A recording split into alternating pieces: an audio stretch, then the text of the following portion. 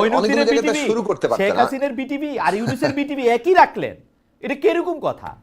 আপনি এই বিটিভির জায়গাটা খবর আসতে দেখেন? চাচ্ছিলাম, এই জায়গাটা আসতে জি চাচ্ছিলাম জি। যে সরকারের যে কথা বলেছিলাম যে কিছু ক্ষেত্রে তারা দৃষ্টান্তমূলক কাজ করবে, যেখানে মনে হবে যে আমাদের একটা নতুন ব্যবস্থার জন্ম নেওয়া সম্ভব এবং পলিটিক্যাল উইল থাকলে সেটা সম্ভব। এবং এই দৃষ্টান্তমূলক জায়গাগুলোতে তারা কি কি করেছেন আমরা আশা করি এর একটা হিসেব হবে, হয়তো এক বছরেও আরো হিসেব করবো আমরা, 8 তারিখে আরো কতগুলো জায়গায় কথা বলতে পারবো। কিন্তু যে জায়গায় আমি বলতে চাইছি যে সরকার কোন কোন জায়গায় ধরেন মানে সরকারকে আমরা অসন্তুষ্ট অথবা জনগণের মধ্যে অসন্তোষ আছে, সেটা হচ্ছে শহীদের তালিকা এবং তাদেরকে রাষ্ট্রীয় মর্যাদা এই 5 তারিখেও দেওয়া গেল। যদিও আজকে একটা সংবর্ধনা দেওয়া হয়েছে বিভিন্ন জেলায় জেলায়, কিন্তু রাষ্ট্রীয় মর্যাদা এবং তালিকা পূর্ণ করা এটা কিন্তু এই 1600 শহীদের কিংবা 2000-এর নিচে আজকে ঘোষণাপত্র উল্লেখ করা হচ্ছে প্রায় 2000। তার মানে এই সংখ্যাটা কিন্তু যা, তাতে এটা সরকারের যে হাত এবং ক্ষমতা এবং তার যে লোকবল, তাতে এটা অসম্ভব কিছু ছিল না। আমাদের মনে হয় যে এখানে সরকারকে এই ব্যাখ্যা দিতে হবে। তারপরে ধরুন বিচারের প্রশ্নেও কিন্তু যেটা আমি আগেই বলেছি যে প্রয়োজনীয় ট্রাইব্যুনাল এবং ইত্যাদি, প্রত্যেকটা মামলা হওয়া, তদন্ত, চার্জশিট, এগুলোর জন্য যে লোকবল দরকার সেটা এঙ্গেজ করাটাই কিন্তু আমাদের দরকার। কারণ এই ক্ষোভ আমরা বারে বারে যদি শুনতে পাই তখন আমার মনে হয় যে যে মানে এটা একটা খুবই বেদনাদায়ক পরিস্থিতির সৃষ্টি করে। তারপরে ধরুন নিরাপত্তা এবং এই প্রশ্নে এসে এই সরকারের ক্ষেত্রে আমরা সত্যি সত্যি একটা বেশ মাঝে মাঝে মনে হয় যে কেন তারা এটা ব্যর্থ হচ্ছেন। হ্যাঁ, পুলিশ বাহিনী ভেঙে পড়েছিল, তাকে পুনর্গঠনের জন্য 1 বছর তো সময় পেয়েছেন। সেই ক্ষেত্রে আপনাদের জবাবদিহিতার জায়গাটা যদি প্রতিষ্ঠা না করা যায়, ধরুন একটা উদাহরণ দিই যে লালবাগে পুলিশের থানার পাশে খুব অল্প দূরত্বে কিন্তু একজনকে এইভাবে নৃশংসভাবে হত্যা করা হলো। তো পুলিশের সেখানে যে কর্মকর্তারা ছিলেন তারা কি এটার জন্য অ্যাকাউন্টেবল হয়েছেন? তাদেরকে কি কোনো জবাবদিহি করা হয়েছে? তাদেরকে কি মানে কোন রকম শাস্তিমূলক কোনো বিভাগীয় ব্যবস্থা নেওয়া হয়েছে? সেইগুলো জায়গাটা না হলে সবাই মনে করতে পারবেন আমি তো অপরিহার্য, কিছু না করলেও চলে। এবং সবকিছু একটা পুলিশ বাহিনী মানে ভঙ্গুর, পুলিশ বাহিনী কাজ করছে না, এই কথা বলে যদি আমরা বছর পার করি এভরিথিং জাস্টিফাইড হয়। শুধু তাই না, আপনি রাষ্ট্রের মানে যাকে বলে ফিলসফির দিক থেকে রাষ্ট্র ধারণাই ন্যায় বিচারের সাথে ওতপ্রোতভাবে যুক্ত। রাষ্ট্র যদি ন্যায় বিচার দিতে না পারে সেই রাষ্ট্র টিকবে না। শেখ হাসিনা তার রাষ্ট্র ফেল করেছে কেন? কারণ হচ্ছে যে সে ন্যায় বিচার জায়গা থেকে সরে গিয়ে অত্যাচারকে তার ভিত্তি করেছিল। এখন আপনি মব আক্রমণকে যদি একটা মানে এটাকে যদি অ্যালাউ করেন অথবা এটাকে নানাভাবে আপনি মানে প্রচ্ছন্ন ভাবে হলেও সমর্থন দেন, তাহলে যেটা হবে যে এটা তো মানে এটা তো এইটাই পদ্ধতি হিসেবে ছড়িয়ে পড়বে, তখন আর রাষ্ট্র বলে কিছু থাকবে না।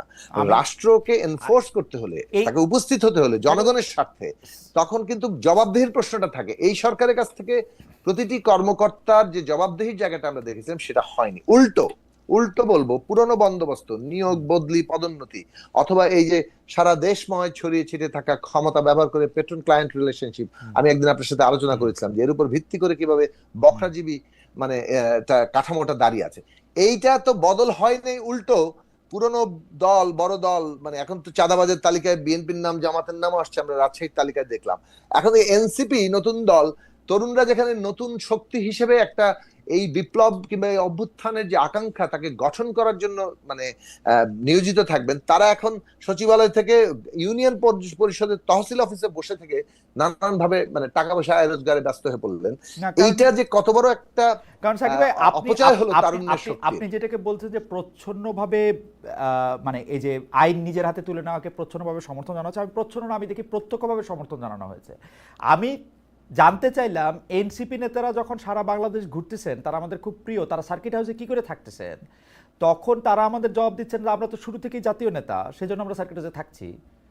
তারা যখন আইন হাতে তুলে নিচ্ছেন, তারা তখন বলতেছেন যে আমরা তো আইন হাতে তুলে নিবই, কারণ এই কাজগুলো ঠিক মতো হইতেছে না, এবং সরকারের পক্ষ থেকে এটাকে সমর্থন জানানো হইতেছে। আমাদের কারো কোনো সরকার, সাকিব একটা ছোট করে প্রশ্ন করি, আমি আপনার কাছে আবার একটু ঘুরে আসবো, কারণ আপনাকে ছেড়ে দিতে হবে, আমি স্বামী আপাকে হয়ে আপনাকে একটু ছোট করে প্রশ্ন করি এসে, এইটা কি ডক্টর মোহাম্মদ ইউনূস এবং তার পারিষদ এটা বোঝেন না যে আইন এবং বিচার এটা নিজের হাতে তুলে নিলে এইটা তারপরে সরকার তারা চালাতে পারবেন না, তারা ধীরে ধীরে আরো অনেক বেশি দুর্বল হবেন? তারা কেন এটাকে ডিফেন্ড করতে গেলেন? মানে ইয়াটা কি? এখন আবার দেখেন তাদের অবস্থা এমন হয়েছে, তারা এখন এনসিপি থেকে শুধু দূরেই থাকতে চান। তারা মানে এটা এটা এরকম কেন করলেন তারা? মানে এটাকে প্রথমে এত ইয়াই করলেন কেন, এখন কেন এরকম করতেছেন? এখন ধরুন এর বিচার বিশ্লেষণ করতে করতে গেলে একটু সময় সাপেক্ষ ব্যাপার, আপনারই কম সময়ের মধ্যে হবে না। মানে গোনার সময়ে যদি 5 থেকে 8 তারিখ কিংবা তার পরবর্তী মানে অব্যবহিত কয়েকদিনে ধরুন, আপনার তো এই বিষয়ে আপনার জানা আছে, আপনিও পড়াশোনা করেছেন, যে আমরা ইতিহাস জানি যে যে কোনো অভ্যুত্থান কিংবা বিপ্লবী পরিবর্তনের সময় খুব গুরুত্বপূর্ণ। মানে যে কাজটা আপনি তখন মানে আজকে করতে পারেন, ওই কাজটা হয়তো আপনি কালকে নাও করতে পারতে পারেন। ফলে ওই যে মানে 5, 6, 7, 8 সরকার গঠন, আমাদের পলিটিক্যাল ডিরেকশন কি হবে, আমরা কোন কোন কাজগুলো কিভাবে করব, কোন প্রতিষ্ঠান বদলাবো, কোন প্রতিষ্ঠান দাঁড়াবো, তারপরে অনেক তর্ক উঠেছে না, সংবিধান, রাষ্ট্রপতি, তারপরে এটা সেটা বহু কিছু নিয়ে কিন্তু হয়েছে। কিন্তু আমরা যে সময় এই পুরো ডিরেকশন ঠিক করার কথা, পলিটিক্যাল পার্টিগুলোর যেহেতু এটা একটা একক শক্তি নিয়ন্ত্রণ করছে না, নির্ধারক শক্তি হয়ে ওঠে নাই, সেহেতু কালেকটিভ হচ্ছে এখানে কালেকটিভ মানে আপনাকে কনসেনসাসের উপর দাঁড়িয়ে কাজটা করতে হবে। সেই জায়গা থেকে আমাদের কনসেনসাস কি, পলিটিক্যাল ডিরেকশনের কনসেনসাস কি, সেই জায়গাগুলো ঠিক করা দরকার ছিল। তাহলে হয়তো এই সরকার আরো অনেক বেশি ডিসাইসিভলি কাজ করতে পারতো। তাদের মধ্যে যে দোদুল্যমানতা দেখি, দৃঢ়তার অভাব দেখি, এবং আমলাতন্ত্রের কাছে মানে যাকে বলে যে হেরে যাওয়া কিংবা তাদের তাদের তাদের জোয়ালে বন্দী হয়ে যাওয়া দেখি, অর্থাৎ পুরনো বন্দোবস্ত, মানে আমলাতন্ত্রকে আমি মানে বলছি যে তারা যেহেতু পুরনো বন্দোবস্তেই চলছেন এবং সেইটার কাছেই তারা একভাবে তাদের জোয়ালে আটকে যাচ্ছেন আমাদের উপদেষ্টারা, তার মানে হচ্ছে যে এটাকে অতিক্রম করার জন্য তাদের একটা শক্তি দরকার ছিল, যে শক্তি অভ্যুত্থান তাদের দিয়েছে, কিন্তু রাজনৈতিক দল অথবা প্রতিনিধিত্বের সাথে যথেষ্ট যোগাযোগের অভাবের কারণেই তারা সেই শক্তির প্রয়োগ ঘটাতে পারছেন না। এইটা আমি মনে করি পলিটিক্যাল ডিসিশন হিসেবে একটা তাদের ফেইলিয়ার হয়েছে। তো এইটা হচ্ছে এখনো, এটাকে কাটিয়ে ওঠা তাদের দরকার ছিল। তারা যদি এটা কাটিয়ে উঠতে পারেন এখনো, তারা আগামী 6 মাস, যেমন ধরেন সবচেয়ে গুরুত্বপূর্ণ বিষয় আসবে, নির্বাচনের তো একটা সময়সীমা ঘোষিত হয়ে গেল, এখন তফসিল ঘোষণায় সুনির্দিষ্ট তারিখ আসবে আমরা জানি, ধরেন 15 ফেব্রুয়ারির মধ্যে, 10 ফেব্রুয়ারির মধ্যে এটা আসবে। রোজার আগে যদি বলেন, তাহলে রোজার 1 সপ্তাহ আগে যদি ধরি আমরা 10, 11, 12 এরকম, এরপরে যাওয়া যাবে না। আপনি তো নির্বাচনের পরিবেশটাকে ঠিক মতো হবে, এটা খুব গুরুত্বপূর্ণ প্রশ্ন। আইন শৃঙ্খলা পরিস্থিতি, পুলিশ প্রশাসন সংস্কার না করে এই নির্বাচনের পরিবেশটা কিভাবে তৈরি হবে, সেই কথা কিন্তু আওয়াজটা আমাদের এখন তুলতে হবে। তাহলে এই পুরো জায়গাটাতে সরকারের যে করণীয় জায়গা, সেখানে তাদের যে দৃঢ়তা দেখা দরকার। সাকিব ভাই, আমি আপনার কাছে আসছি, সাকিব ভাই আপনার কাছে আসছি, নির্বাচনের পরিবেশ। আর আপনি যেটা বললেন যে আর একটা লাইন বললে শেষ করি,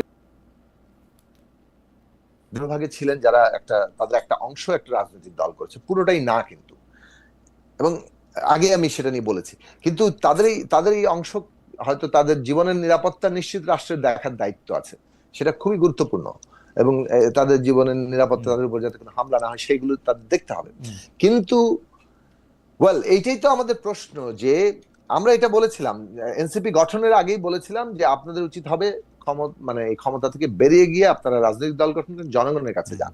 এটা আমরা মনে করি যে এভাবেই জনগণের সত্যিকার স্বার্থের একটি দল গড়ে ওঠে, এবং তরুণদের কাছে আমরা সেটা আরো বেশি প্রত্যাশা করি, এবং তাতে বাংলাদেশের আরো বেশি ইতিবাচক জায়গা হয়তো তৈরি হতো। কিন্তু ক্ষমতায় থাকার ফলে কিংবা ক্ষমতার কোনো না কোনো ক্ষমতাকে ব্যবহার করার ক্ষমতা তাদের আছে, যেভাবে হোক ক্ষমতায় থাকা না থাকা থেকে তারা নানানভাবে ব্যাখ্যা করতে পারেন, সেই তর্কে আমি ঢুকছি না, কিন্তু ক্ষমতাকে ব্যবহার করতে পারেন ছাত্ররা, সেই যে জায়গাটা তৈরি হয়েছে ওইটা তাদেরকে ক্রমাগত বিপ্লবীদেরকে পুরনো বন্দোবস্তে ঢুকিয়ে ফেলেছে। ওই যে বললাম তহসিল অফিস থেকে শুরু সেক্রেটারিয়েট পর্যন্ত তারা ঢুকে গেছেন ক্ষমতার এই খেলার মধ্যে।